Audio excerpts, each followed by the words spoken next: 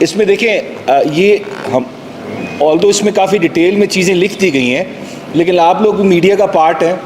یہ ہماری جتنی سبمیشنز تھی پچھلے رجیم چینج کے بعد سے 9 اپریل کے بعد سے جتنی ہماری سبمیشنز تھی، کنٹینشنز تھی، یہ اس سب کو سبسٹینشیٹ کرتا ہے. ہم نے جو کہا کہ اس ملک میں قانون کی حکمرانی نہیں ہے، اس ملک میں بنیادی حقوق جو ہیں وہ پامال ہو رہے ہیں، اس ملک میں آئین کو قربان کیا جا رہا ہے، اس ملک میں انڈیپینڈنس آف جوڈیشری کو کمپرومائز کیا جا رہا ہے. یہ ان ساری چیزوں کا ایک ثبوت ہے 100 صفحے کی رپورٹ کے شکل میں جو آپ کے سامنے آئی ہے. جو ہم نے جو بولا یہ اس کی کنٹینیوشن ہے، اور رجیم چینج کے بعد اس ملک میں فسطائیت کا ایک نظام نافذ کیا گیا ہے غیر قانونی اور غیر آئینی طریقے سے.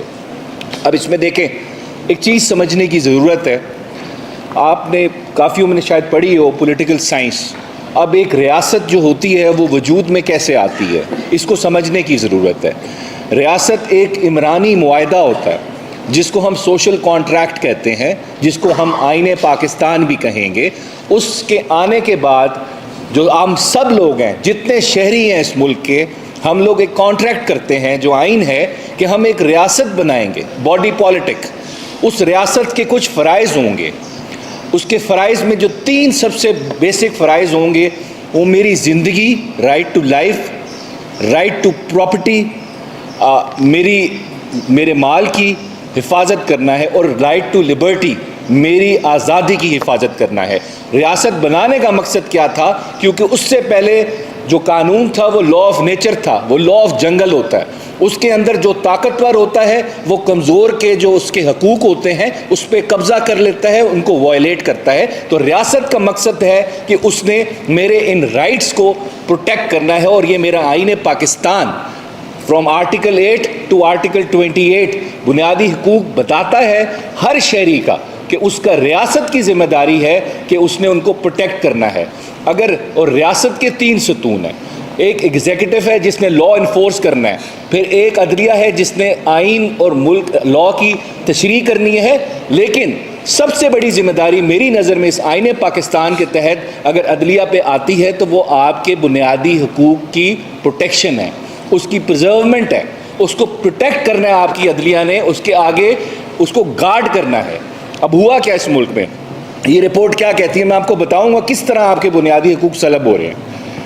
سب سے پہلے یہ کہتی ہے رپورٹ کہ اس ملک میں ان لافل کلنگ اور انفورسڈ جوڈیشل کلنگ جو ہے، ایکسٹرا جوڈیشل کلنگ جو ہے وہ بالکل ریمپنٹ ہے. اس کا مطلب کیا ہے؟ میرا جو آئین میں آرٹیکل 9 ہے جو مجھے رائٹ ٹو لائف دیتا ہے اس کو وائلیٹ کیا جا رہا ہے. پھر آرٹیکل 14، اس میں 3 میرے رائٹس ہیں.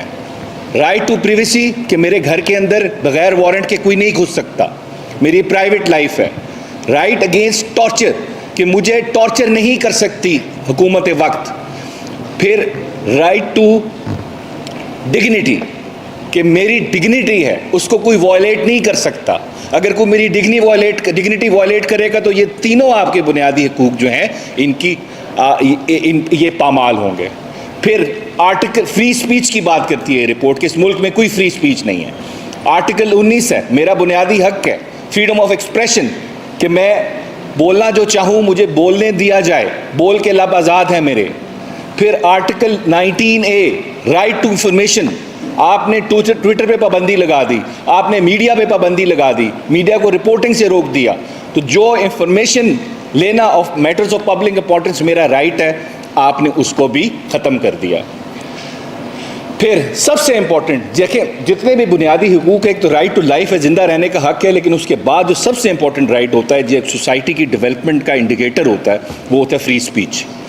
فری اسپیچ میں اس ملک میں کیا ہوا پچھلے 2 سال میں؟ ارشد شریف صاحب کو اس ملک میں درجنوں FIRیں کی گئی ان کے اوپر، ان کو چیز کیا گیا، ان کو ملک سے باہر جانا پڑا. پھر ان کی شہادت ہوتی ہے، اس پہ رپورٹ بنتی ہے، ایک FTT ان پہ بنتی ہے، فیکٹ فائنڈنگ رپورٹ بنتی ہے. سپریم کورٹ سو موٹو لیتا ہے. وہ ابھی تک کیس جب سے اس کی لاسٹ ہیئرنگ ہوئی ہے اس میں مہینوں ہو چکے ہیں لیکن وہ کیس فکس نہیں ہوا. اس میں سپریم کورٹ نے کچھ آرڈرز پاس کیے تھے، اس پہ کیا امپلیمنٹیشن ہوئی؟ نہیں ہوئی. ارشد شہید صاحب کو، ان کی ماں کو، وہ چیختی رہتی ہیں، وہ بولتی رہتی ہیں، وہ اپنی التجا ریز کرتی رہتی ہیں، لیکن ان کو کچھ سننے والا نہیں ہے. پھر عمران ریاض خان صاحب کے ساتھ کیا ہوا؟ کس کی کسٹڈی میں رہے وہ اتنا عرصہ؟ حتیٰ کہ مجھے سمجھ نہیں آتی، جو ہماری عدلیہ ہے، جو بنیادی حقوق کی ضامن ہے، اس نے پروٹیکٹ کرنے میرے رائٹس کو، سپریم کورٹ میں ہیئرنگ میں افسوس کے ساتھ میرے چیف جسٹس کہتے ہیں یہ عمران ریاض خان کون ہے. اس کے علاوہ ابھی آپ نے دیکھا الستور صاحب کے ساتھ کیا ہوا. میں 3 ایگزامپلز دے رہا ہوں. مجھے پتہ ہے آپ لوگوں کو بھی تھریٹس آتی ہوں گی، آپ لوگ مجھے پتہ ہے کتنی مشکل سے کور کر رہے ہوں گے. تو اگر ایک ملک جس میں بولنے کی اجازت نہیں ہے تو کیا وہ ملک ترقی کر سکتا ہے؟ پوری دنیا کی ہسٹری کھول کے دیکھ لیں آپ. جس ملک میں فری اسپیچ نہیں آئی اس ملک نے ترقی نہیں کی. جس ملک میں رول آف لاء نہیں آیا اس ملک نے ترقی نہیں کی. آپ جتنے مرضی پیسے مانگ لیں، جا کے ادھر سے مانگے وہاں سے مانگے پیسے، کٹورا لے کے جائیں، لیکن جب تک اپنا ہاؤس اینڈ آرڈر نہیں کریں گے آپ لوگ ترقی نہیں کریں گے. دنیا سے سیکھیں.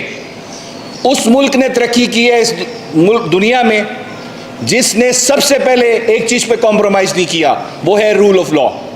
اب آپ دیکھیں، اب کل ہم نے جلسے اناؤنس کیے گجرانوالہ میں. سی پی او صاحب ہے طیب حفیظ چیمہ صاحب، 19 گھر گرائے انہوں نے آرڈر کیا ہے. اور ہم نے کیا کیا؟ ہمارا قصور کیا تھا کہ ہم اپنا ایک بنیادی حق جو میرا رائٹ ٹو اسمبلی، میں نے پروٹیسٹ کرنا ہے قانون اور آئین کے دائرے میں رہ کے، اور اس کا جواب کیا ملا؟ پولیس نے 19 گھر گرا دیے. یہ جمہوریت نہیں ہے، یہ آپ نے ایک فساد کھڑا کیا ہوا ہے. یہ جو سوشل کانٹریکٹ ہم نے سائن کیا ہے آئین پاکستان کی شکل میں، اس کو آپ نے ارریلیونٹ کر دیا ہے. اسٹیٹ کی ایگزسٹنس ان کوشچن آ جاتی ہے. کیوں؟ کیونکہ آپ آئین کی رسپیکٹ نہیں کرتے. آئین کے جو بنیادی حق ہیں میرے، جو کوئی میرے سے نہیں چھین سکتا، آپ ان کی عزت نہیں کرتے. آپ کے لیے آئین ایک پیس آف پیپر بن چکا ہے. جس ملک نے آئین کی عزت نہیں کی وہ ہمیشہ پیچھے رہا ہے. پوری دنیا کی ایگزامپلز دیکھ لیں. جمہوریت جب تک جینون جمہوریت نہیں آئے گی، اس ملک کی جو آواز ہے جو پارلیمنٹ میں ریفلیکٹ نہیں ہوگی. پارلیمنٹ کیا ہے؟ پارلیمنٹ عوام کا چہرہ ہے. عوام جس کو ووٹ دے گی، اگر آپ اس کو وہاں بھیجیں گے تو تب بھی آپ کے پاس ایک پرائم منسٹر آئے گا جو سویلین سپریمیسی پہ یقین رکھتا ہوگا اور اس کو ایکسرسائز کرے گا. آپ جب جعلی مینڈیٹ کے ساتھ ایک وزیر اعظم کو بٹھائیں گے پی ایم آفس میں، تو وہ نہ اس عوام کے لیے کھڑا ہو سکتا ہے، عوام کو چھوڑے وہ اپنے لیے بھی نہیں کھڑا ہو سکتا. وہ اپنی مرضی کا انٹیریئر منسٹر نہیں اپوائنٹ کر سکتا، اپنی مرضی کا آئی جی نہیں اپوائنٹ کر سکتا. کیوں؟ کیونکہ کمپرومائزڈ لوگ ہیں جن کو اس ملک میں مسلط کیا گیا ہے، جن کے پاس عوام کی سپورٹ نہیں ہے، کوئی مینڈیٹ نہیں ہے ان کے پاس عوام کا، لیکن ان کو آپ نے مسلط کیا ہے. اور یہ ساری چیزیں، اس میں ایک چیز یہاں پہ ہماری جوڈیشری، اسلام آباد ہائی کورٹ کے 6 ججز نے بتا دی ہے کہ کتنی انٹرفیئرنس ہے اس ملک کے اندر، کس طرح جوڈیشری کو استعمال کیا جا رہا ہے اپنی مرضی کے فیصلے لینے کے لیے، اور بالکل کیا گیا ہے. لیکن اس پہ جوڈیشری کا ریئیکشن کیا تھا؟ اور being the father of the judiciary of Pakistan, the chief justice of Pakistan, he is the ultimate guardian of the constitution and the fundamental rights of Pakistan. ضامن ہے وہ، ان کی ڈیوٹی بنتی ہے اس ملک کے عوام کے بنیادی حقوق کو پروٹیکٹ کریں اور اپنے ججز کے ساتھ بھی کھڑے ہوں. اگر ہم نے ریاست کے ایک ستون کو کمپرومائز ہونے دیا، اس میں انٹرفیئرنس ہونے دی، تو پھر ہمیں کوئی انصاف دینے والا نہیں بچے گا. یہ ابھی آسمہ جہانگیر صاحبہ کی جو کانفرنس ان کے نام پہ ہوتی ہے، بڑی بہادر خاتون تھی، لیجنڈ تھی. ادھر سید منصور علی شاہ صاحب فرما رہے ہیں کہ ہم برداشت نہیں کریں گے انٹرفیئرنس. بالکل بہت اچھی بات ہے، لیکن sir actions speak louder than words. ہمیں نظر آنا چاہیے کہ جوڈیشری ریئیکٹ کر رہی ہے، جوڈیشری کمپرومائز نہیں کر رہی بنیادی حقوق کی وائلیشنز پہ. تو اس وجہ سے جب کریں گے تو خود ہی عوام آپ کی تعریف بھی کرے گی، آپ کو اپریشیٹ بھی کرے گی. اس وقت اس کمرے میں جتنے لوگ بیٹھے ہیں، اگر میں ان سب سے پوچھوں بتائیں کیا جوڈیشری انڈیپینڈنٹ ہے اس ملک میں، میرے خیال سے شاید 99% لوگ کہیں گے نہیں ہے. یہ ہوتا ہے judiciary can not function without the acceptability of the public. Judiciary کا ٹیسٹ یہی ہوتا ہے کہ پبلک اس کو ریلیونٹ سمجھتی نہیں سمجھے، پبلک گیز ہے. اب آپ نے ٹرائلز کیے اس ملک میں، سپریم کورٹ ہوتے ہوئے، ہائی کورٹ ہوتے ہوئے، اڈیالہ میں 4 دیواری کے پیچھے چھپ کے ٹرائل کیے گئے عمران خان صاحب کے، اور اس میں 12 گھنٹے کی ہیئرنگ ہوئی. اور یہاں پہ ہماری جوڈیشری جو ضامن ہے میرے بنیادی حقوق کے عمران خان صاحب کی، اس کو دیکھتی رہی، ویلیڈیٹ کرتی رہی. کیا لوگ سوال نہیں کریں گے کہ ملک میں زیادتی ہو رہی تو آپ کہاں کھڑے تھے؟ آپ دیکھیں مارٹن لوتھر نے بڑی پیاری بات کی تھی، مجھے اپنے دشمنوں کی باتیں یاد نہیں رہیں گی، مجھے یاد رہے گا تو میرے دوستوں کی خاموشی جب میں مشکل میں تھا وہ خاموش رہے. اس وجہ سے دیکھیں یہ ایک رپورٹ جو ہے یہ کوئی نئی چیز نہیں ہے، یہ صرف ہم یہ کہہ رہے ہیں، یہ سبسٹینشیٹ کرتی ہے ہم نے جو ارلیئر جتنی باتیں کی، ہم سب نے جو فیس کیا، اس ملک نے جو فیس کیے جتنے مسئلے، اس کو سبسٹینشیٹ کر رہی ہے. اور اس میں ابھی ولید صاحب نے بات کی، یہ جو ڈی سیز ہیں جو ہمارے ڈی آر اوز بھی بن گئے تھے سپریم کورٹ کے آرڈر کے بعد، ابھی یہ میں 3 مہینے کے پہلے کے فگرز بتا رہا ہوں، 2200 ایم پی او آرڈرز ایشو ہوئے ہیں پنجاب میں پچھلے 1 سال میں، اور 700 ایم پی او آرڈر ایشو ہوئے تھے کے پی کے میں. یہ میں صرف آپ کو وہ آرڈرز بتا رہا ہوں جو پاکستان تحریک انصاف کے سپورٹرز، ووٹرز، لیڈرز کے خلاف ایشو ہوئے ہیں. ایک شخص جو اپنے گھر میں بیٹھا ہے، کوئی پروٹیسٹ بھی نہیں کر رہا، اس کو بھی 30 دن کے لیے آپ نے جیل میں ڈال دیا ایم پی او آرڈر ایشو کر کے. کیا اس کو روکنے کے لیے ایک جج نے ایکشن لیا؟ سلوٹ میں کرتا ہوں جسٹس بابر ستار کو. انہوں نے بتایا کہ اگر ایک جج چاہے تو کس طرح بنیادی حقوق کے ساتھ کھڑا ہو سکتا ہے. لیکن اب کیا ہوا؟ ان کے خلاف کیمپین سٹارٹ ہو گئی، ان کے خلاف سوشل میڈیا پہ پیڈ کانٹینٹ چل رہا ہے اس وقت، جھوٹا، بوگس، لیکن انہوں نے کمپرومائز نہیں کیا. تو میں سلوٹ کرتا ہوں اسلام آباد ہائی کورٹ کے 6 ججز کو جو ضمیر کے ساتھ کھڑے ہوئے ہیں، جو آئین کے ساتھ کھڑے ہوئے ہیں، جو قانون کے ساتھ کھڑے ہوئے ہیں. اگر ایسے ججز 90% ججز اگر ہمارے پاس ایسے ہوتے تو یہ رپورٹ کبھی پبلش ہی نہ ہوتی، کیونکہ ہمارے ملک کی عدلیہ ہمارے رائٹس کو پروٹیکٹ کر رہی ہوتی. انٹرنیشنل کمٹمنٹس انہوں نے بتایا جو ہماری ہیں وہ ہم وائلیٹ کر رہے ہیں. آپ کا جی ایس پی پلس وہ کس کمٹمنٹ پہ ملا ہوا ہے کہ ہم ہیومن رائٹس کی پروٹیکشن کریں گے. اب مجھے ایک چیز دیکھیں، اس ملک میں سپریم کورٹ کے آرڈر بھی امپلیمنٹ نہیں ہوئے، ہائی کورٹ کو تو انہوں نے بالکل اگنور کیا. انہوں نے کیا کوئی ملک جو اس ملک میں انویسٹمنٹ کرنا چاہتا ہے، یا کوئی بزنس مین، کوئی بزنس گروپ جو اس ملک میں انویسٹمنٹ کرنا چاہتا ہے، کیا اس کو لگے گا میری انویسٹمنٹ سیف ہے اگر آپ یہاں کے عدالتوں کے آرڈر ہی نہیں امپلیمنٹ کریں گے؟ اگر اس کو کوئی مسئلہ ہوتا ہے یہاں پہ کسی لوکل بزنس مین کے ساتھ اور وہ اپنا کورٹ جاتا ہے، کورٹ سے آرڈر لیتا ہے یا آربیٹریشن میں چلا جاتا ہے، آربیٹریشن کو انفورس کرانے آئے گا اس کورٹ میں، اس کو کیا گارنٹی ہوگی کہ اس ملک کے میرے آرڈر جو میرے حق میں آئے گا امپلیمنٹ ہوگا؟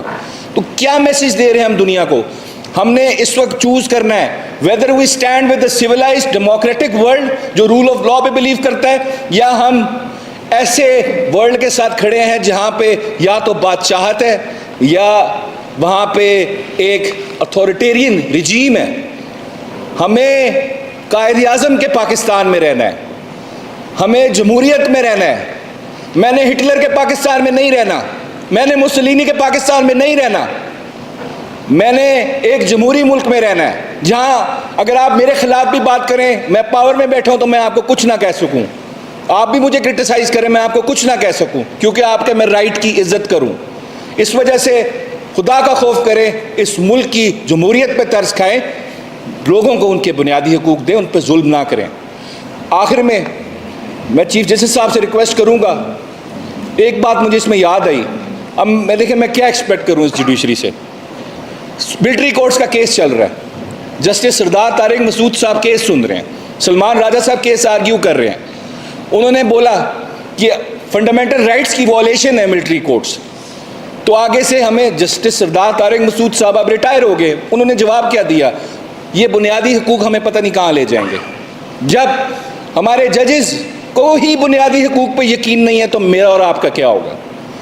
اس وجہ سے میری ریکویسٹ ہے قاضی فائد عیسیٰ صاحب سے، انہوں نے بڑے اچھے فیصلے دیے ہیں پاسٹ میں، بڑے بہادر فیصلے دیے ہیں.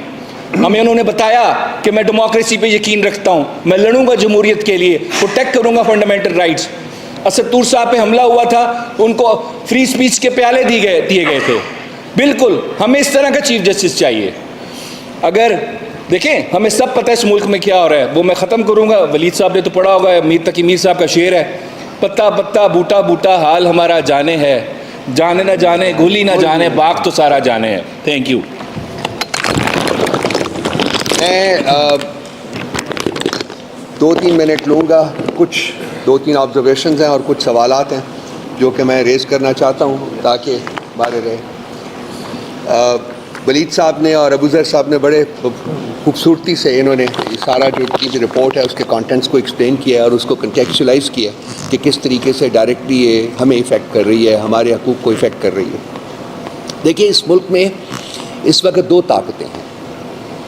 ایک وہ طاقت ہے جو کہ ہمیں نظر آ رہی ہے, کوئی پرائم منسٹر ہے, کوئی چیف منسٹر ہے, کوئی گورنر ہے, کوئی یہ ہے, کوئی وہ ہے. یہ وہ طاقت ہے جو ہمیں نظر آ رہی ہے, لیکن ان کے پاس طاقت نہیں ہے, یہ کچھ کر نہیں سکتے, یہ مفقود ہیں, یہ ڈمیز ہیں, ان کی تنابیں کہیں اور سے کھینچی جاتی ہیں.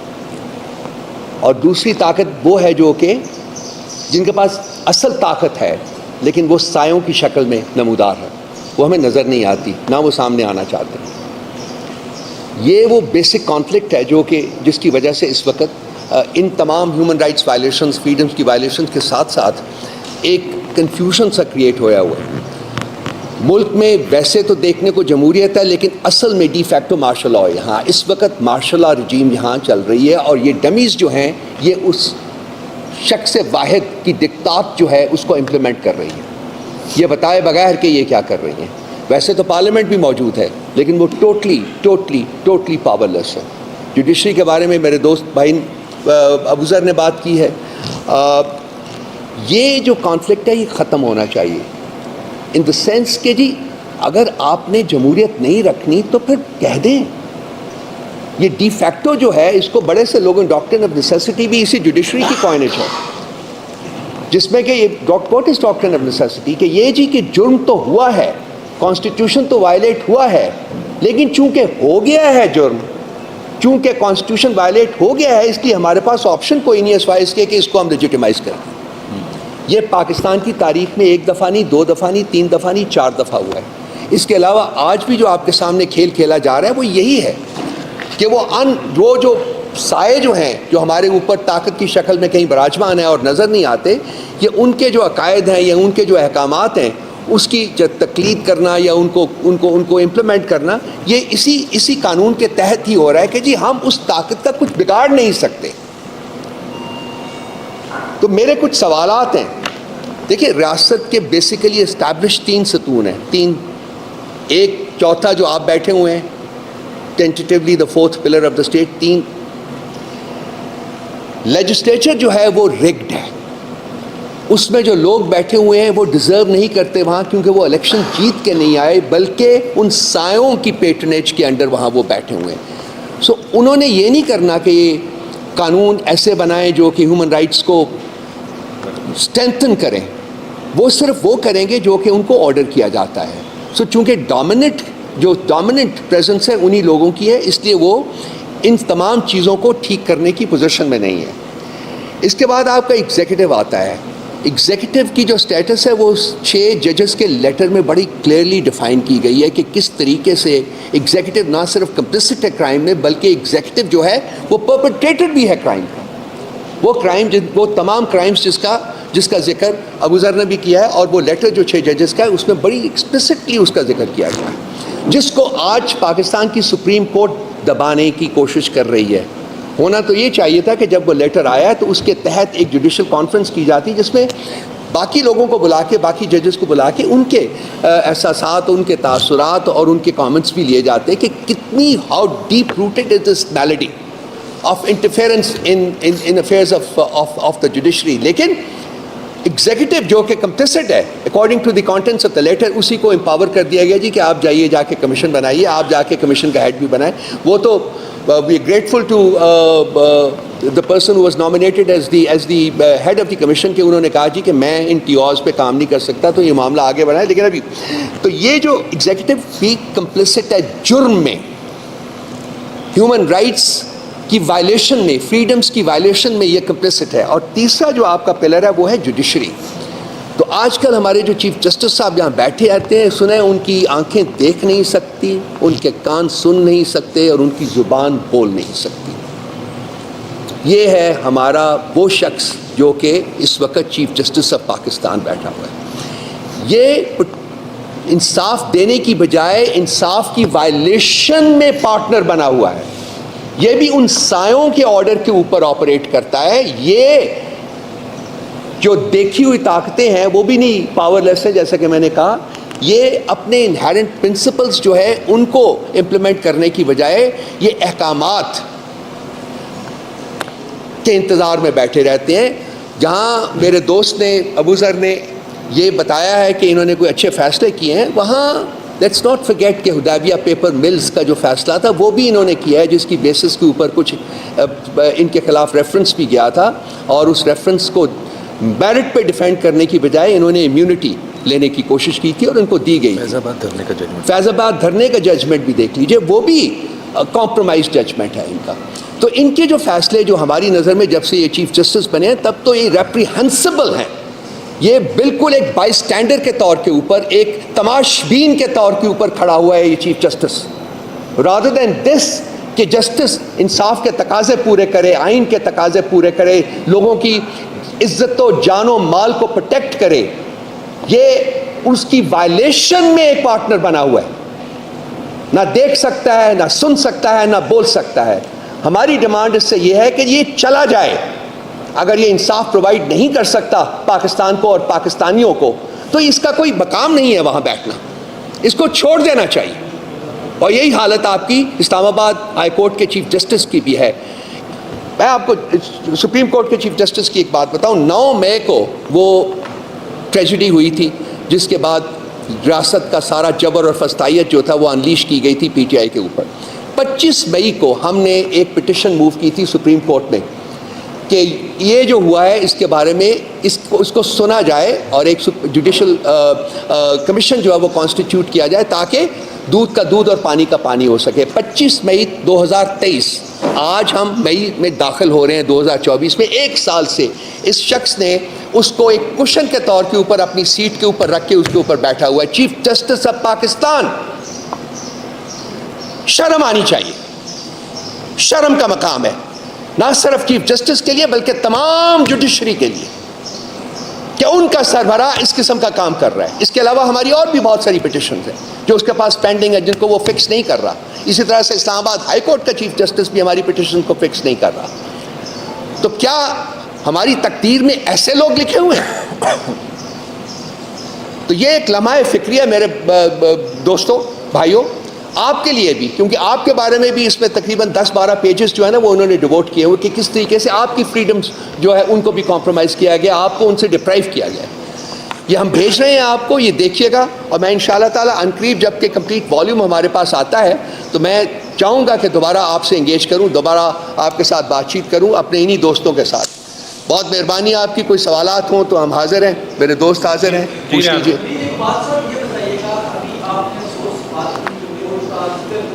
اب سے کچھ دیر قبل وزارت داخلہ کے اسپوک پرسن نے ایک پریس ریلیز جاری کی اور پاکستانی وزارت خارجہ نے اس رپورٹ کو ریجیکٹ کیا. اس پر آپ کیا کہیں گے؟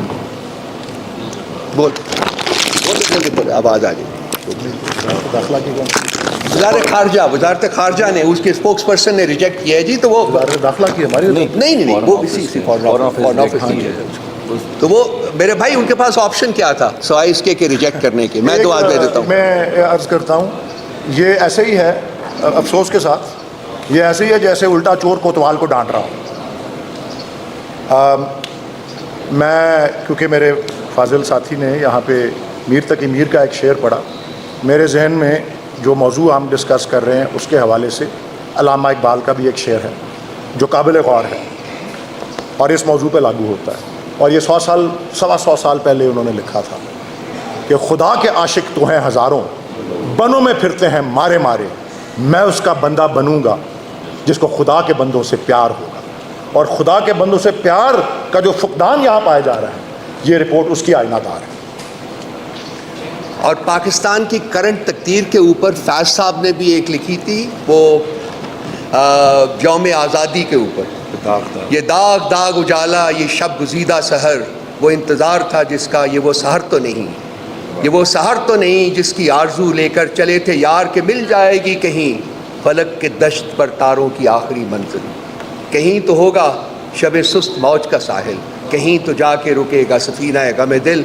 तो भाई ये चल रहा है 76 साल से, ये रुकने को आ नहीं रहा, इन्हीं मुजरिमों की वजह से जिनको पिन पॉइंट हमने किया है, खासकर जुडिशल क्रिमिनल्स जो बैठे हुए हैं हमारे पास। शुक्रिया जी। मुशायरे में चेंज होगी।